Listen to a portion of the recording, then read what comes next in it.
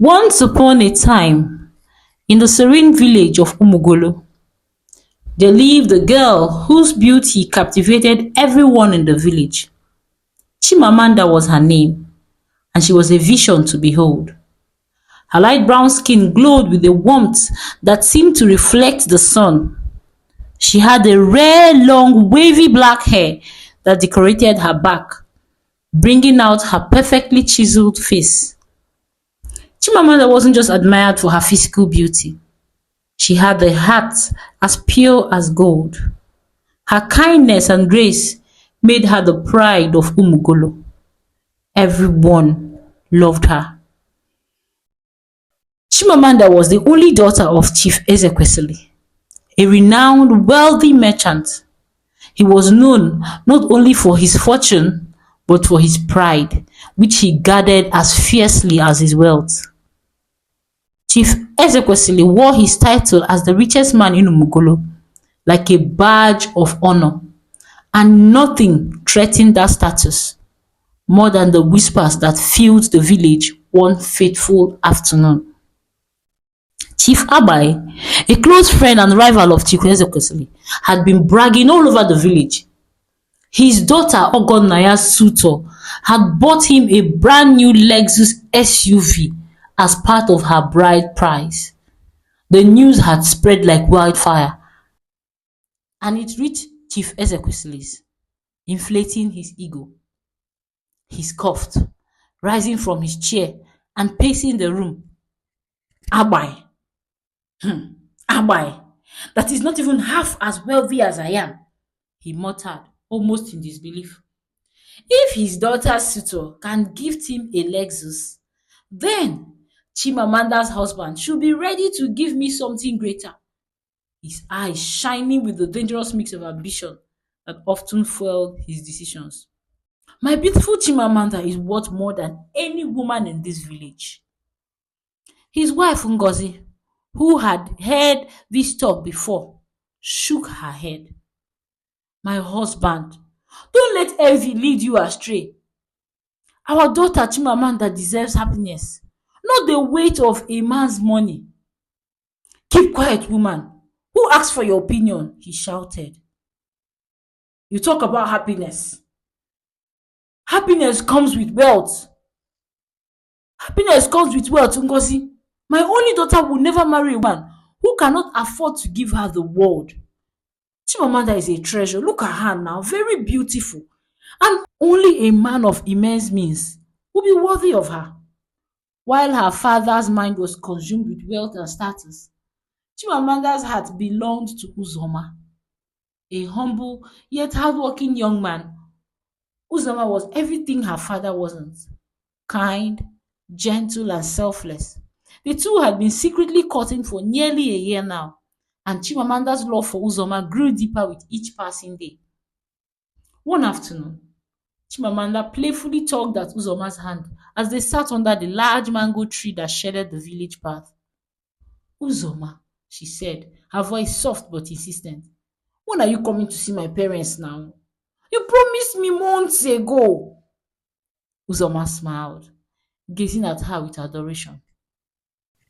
Chimamanda, my love, you know my oga only recently settled me, he explained.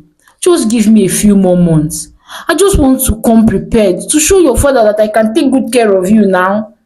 Chimamanda sighed, but nodded, understanding the weight of Uzoma's situation.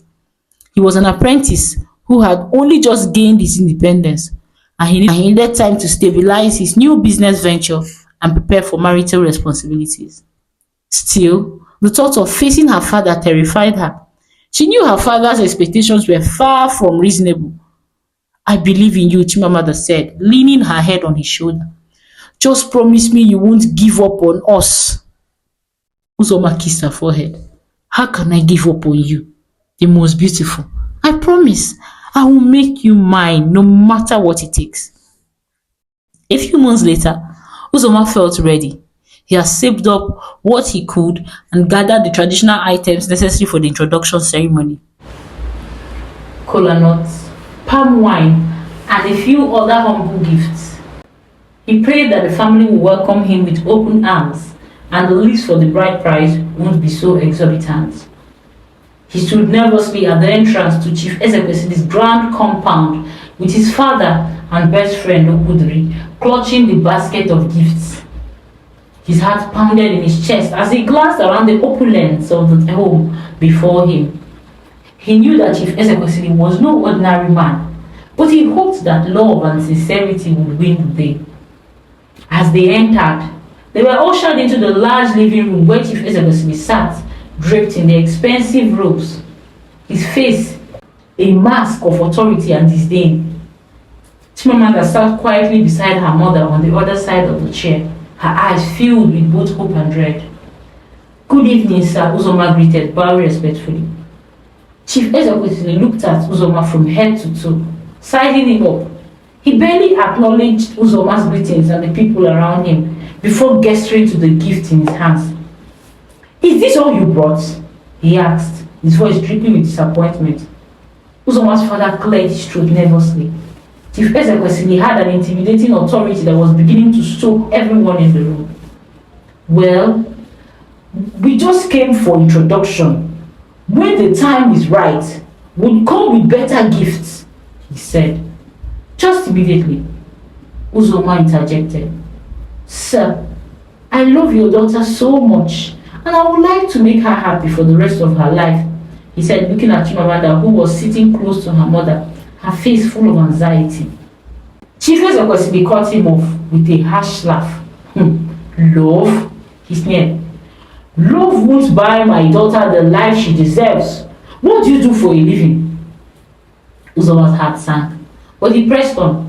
"Sir, I am a businessman. My oga recently settled me some few months ago, and my business has stabilized somewhat. I may not have much now, but I'm very hardworking and I will take good care of your daughter. I'll give her everything she needs if I'm given the opportunity." Chief Ezekwesili leaned forward, his voice cold and sharp. "Do you know Chief Abai?" he asked, looking at them inquisitively. His daughter's suitor gave her father a Lexus SUV.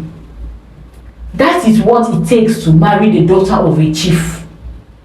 My Chimamanda is worth far much more than this, he said, pointing at the basket.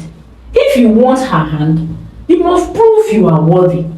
You must surpass what any other man has done, he said, handing him a list. That's the bride price list in your hands, if you are ready to marry my daughter. Uzoma glanced at the long list of items written.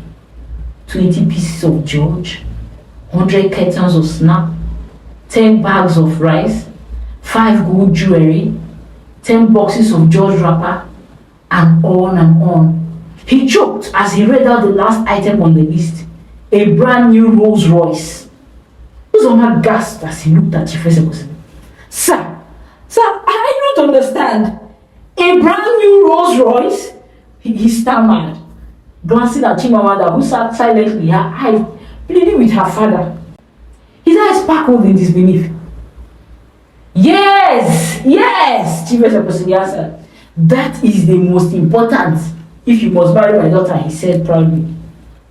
Uzoma felt the weight of Chief Ezekwesili's grief pressing down on him. He glanced at Chimamanda, her eyes pleading with him not to give up. But he knew the truth.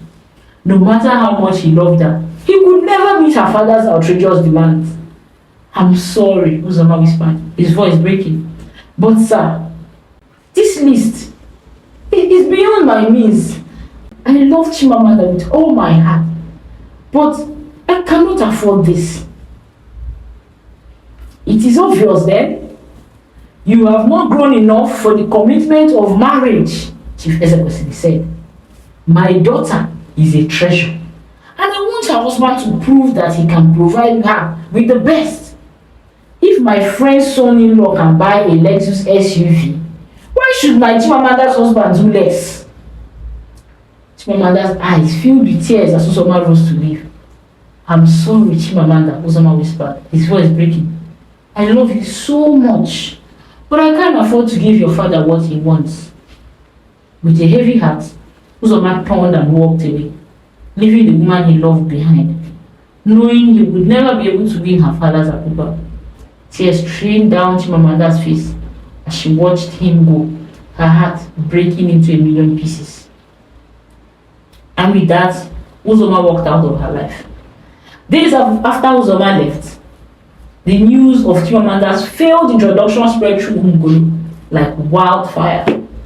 The village buzzed with gossip, and women whispered about Chief Ezekwesili's greed.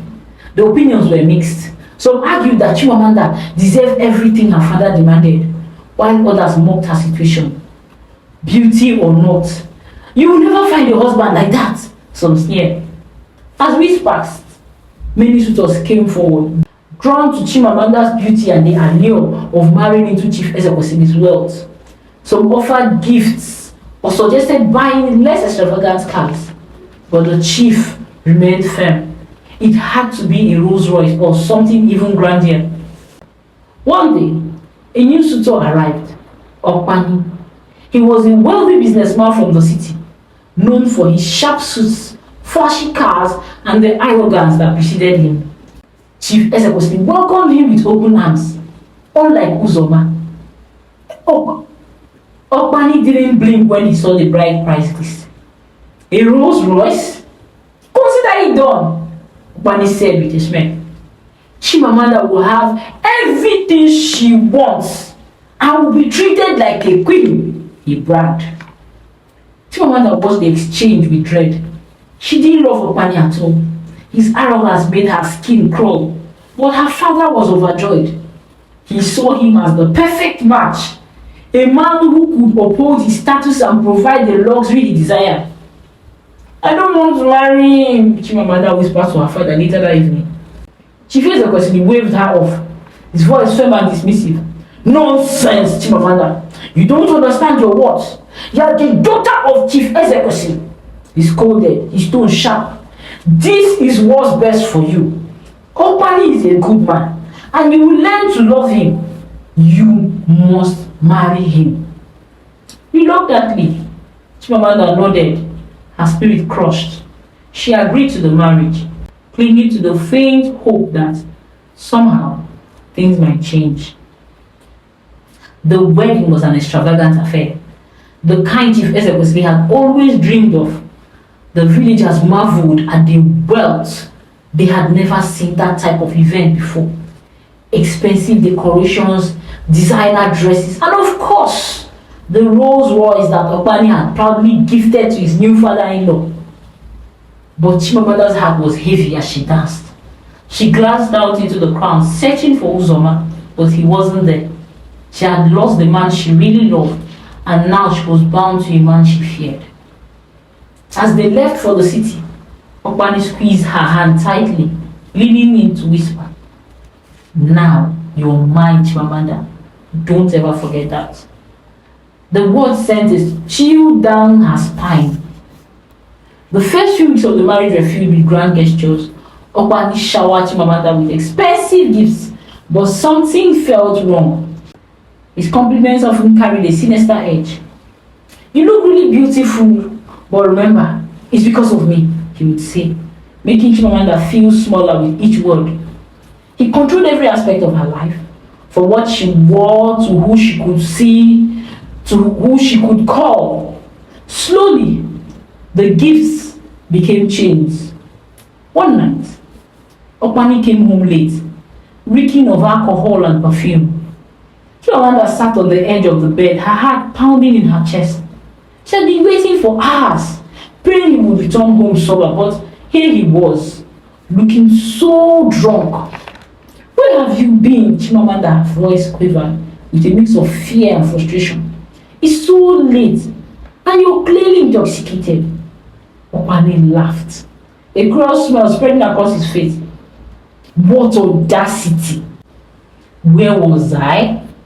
he mocked, his voice dripping with arrogance. "What kind of foolish question is that, eh? A woman asking me where I've been? Are you the one who married me, Chimamanda? Or have you forgotten so soon?" Chimamanda stood up, her hands trembling. "I'm your wife, Okpani. I deserve to know." "Deserve? he interrupted, stepping closer, his face twisted in anger. Deserve what exactly? I paid your greedy father every kobo he demanded, every last thing on that overpriced bride price list, and then some more. You should be grateful I even let you stay in this house. You are nothing but property, my property. Chimamanda gasped, her eyes filling with tears. I'm not your property. I'm your wife. You promised to treat me like a queen. Okpani let out another bitter laugh. A queen. A queen? Okay, I said I would treat you like a queen. I never said I would be faithful to you. Let me save you the trouble of guessing, Chimamanda. I was with another woman tonight. And you know what? I will do it again and again. What will you do about it, eh? What will you? Nothing. Absolutely nothing. He spoke, his eyes very cold, his voice filled with contempt as he pointed a finger at her. You better learn your place here. I own you. Chimamanda was paralyzed with shock. She stared at the man before her, the one her father had insisted was a good man. The man who had promised her the world but now stood before her as a monster. Her heart shattered, not just because of his betrayal, but because she realized she was trapped. Trapped by her father's greed and pride in a marriage to a man who had no respect for her, who flaunted his infidelity like a badge of honor. Chimamanda was dumbstruck. She sank to the bed, tears streaming down her face. Her heart shattered. How can her father say this man was good for her?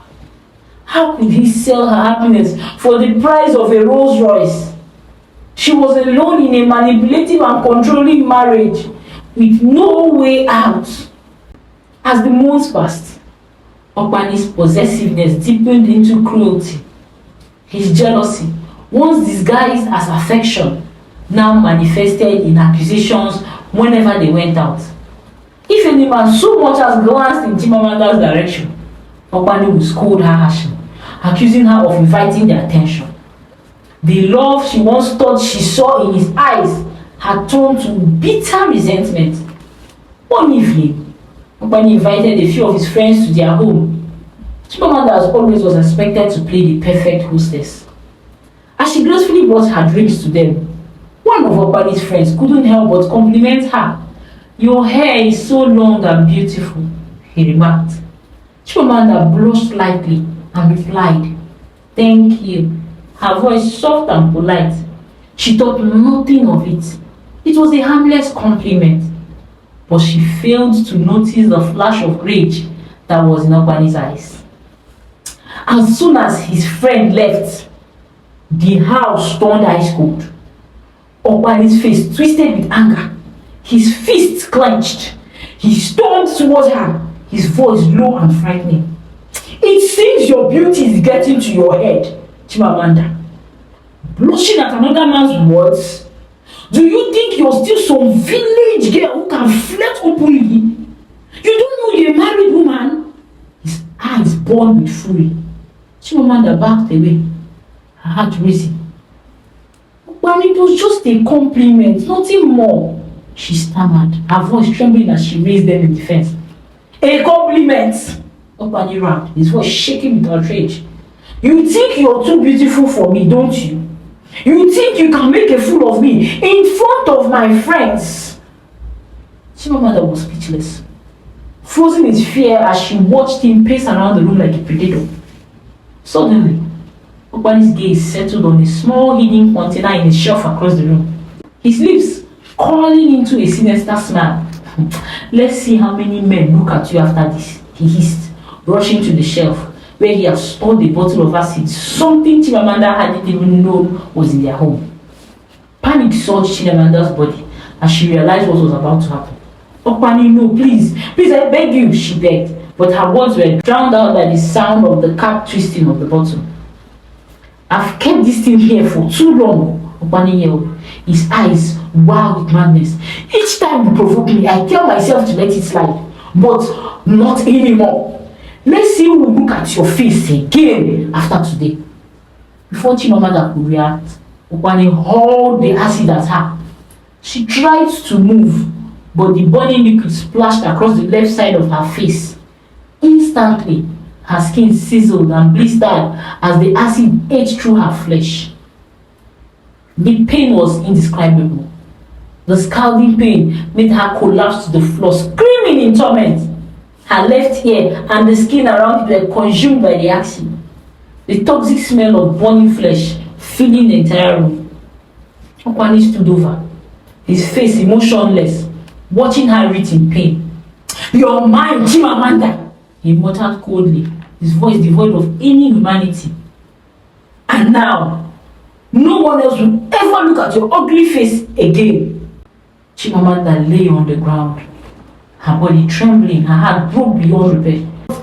She had thought her father's greed was the worst thing that could ever happen to her, until she experienced this. This was beyond anything she could have imagined. The man who had vowed to protect and cherish her had turned her life into a living nightmare. Chimamanda was rushed to the hospital by neighbors who had heard her desperate screams that night. Her once radiant face, admired by so many, was now scarred by Okpani's monstrous act. The doctors worked tirelessly to treat her, but the damage was permanent. The scars would remain, a cruel reminder of the horror she had endured. When Chief Ezekwesili saw his daughter in that state, his heart shattered. He had never imagined his greed would lead to such tragedy. But even in the moment, as he stood by her bedside, he could not fully accept the weight of his guilt. This is your fault," he whispered, his voice trembling. "If only you had listened to your husband." Chimamanda, too weak to speak, turned her head slightly, nodding in silence. Inside, she felt nothing but an overwhelming emptiness. Her father, the man who had promised her a life of luxury, had delivered her into the hands of a monster. But as Chimamanda lay in the hospital bed, the fire within her slowly rekindled. She made a decision that would change her life forever. She would never go back to Okpani. She would not let him or anyone else control her anymore. She had lost her beauty, but she would not lose her freedom. After Chimamanda was discharged from the hospital, she found refuge with a kind neighbor who took her in, offering her a safe haven while she rebuilt her life. Okpani, unfazed by the horrors he had inflicted upon his wife, continued living without remorse. He flaunted his infidelity, bringing different women into their matrimonial home as if Chimamanda no longer existed. But Chimamanda no longer cared about Okpani. Her mind was focused on reclaiming her future. In the quiet hours of the night, Chimamanda gathered the courage to reach out to Uzoma. She had no idea where life had taken him, but her heart clung to the hope that the man who once loved her was still out there, untainted by the greed and cruelty that had ruined her marriage. When Uzoma answered her call, she was elated to find out that he was still single, and more importantly, a successful businessman in the city. Her voice trembled as she told him the full story of her suffering, Okpani's jealousy, his infidelity, and the recent acid attack. Months later, Uzoma came to visit her. The sight of Chimamanda, her once radiant beauty scarred by cruelty, filled him with sorrow and rage, but his love for her remained unshaken. Without hesitation, Uzoma took her hand and said, "Chimamanda, come with me. I want to build a life with you, a life where you are loved and respected." Chimamanda, tears streaming down her cheeks, nodded. She had lost much, but she had not lost her hope, nor her ability to be loved. And in Uzoma's arms, she felt like she could finally begin to heal. As the months passed, Chimamanda decided to report Okpani's abuse. Uzoma, standing by her side, supported her every step of the way. They went to the authorities and recounted everything: Okpani's violent attack, his blatant infidelity, and the abuse she had endured in silence for too long. The police moved swiftly and Okpani was arrested. As he was led away in handcuffs, spewing curses and threats, Chimamanda stood tall. Her beauty may have been scarred, but her spirit was stronger than ever. Okpani had tried to destroy her, but in the end, he had only set her free. With Okpani rotting in prison, justice had been served. Yet, as Chimamanda found her way back to happiness, her father, Chief Ezekwesili, was left to grapple with his guilt. One evening, as he sat by Chimamanda's side, his heart weighed down with regret, he finally spoke the words that had haunted him for months now. "Chimamanda, my daughter, I'm so sorry," his voice trembled. "I was blinded by pride, by greed. I thought wealth could buy happiness, but all I did was push you into the arms of a monster. I failed you as a father. Please forgive me. Can you?" Chimamanda, her face softening despite the scars, looked at her father with a mixture of sadness and grace. "Papa, I've forgiven you," she said, her voice calm but firm. But let's learn from this. Love cannot be bought. What matters is the heart, not wealth." Chief Ezekwesili's shoulders slumped, the weight of his greed and arrogance crashing down on him. His pursuit of status had cost him the one thing money could never buy, his daughter's happiness. And in that moment, he knew he would carry the burden of his choices for the rest of his life. Chimamanda, now free from the chains of both Okpani and her father's misguided ambition, moved on to build a life with Uzoma. Uzoma paid her bride price in full and returned Okpani's bride price. Together, they created a new beginning filled with love, respect, and understanding, a life far removed from the toxic circle of greed and control. As for Chief Ezekwesili, he watched from the sidelines, grateful that his daughter had found peace, but knowing that his regret would follow him like a shadow, a reminder of the choices he had made and the lessons they had all learned too late. The end. And so, the tale of Chimamanda's journey from pain to freedom serves as a warning to all. Greed can steal joy, but love, true love, cannot be bought.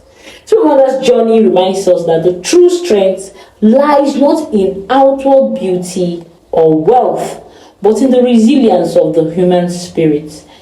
Scarred by cruelty, yet unbroken, she reclaimed her life with Uzoma, finding love and freedom far beyond what riches could provide. Chief Ezekwesili, consumed by regret, learned too late that greed can destroy what matters most: happiness and family.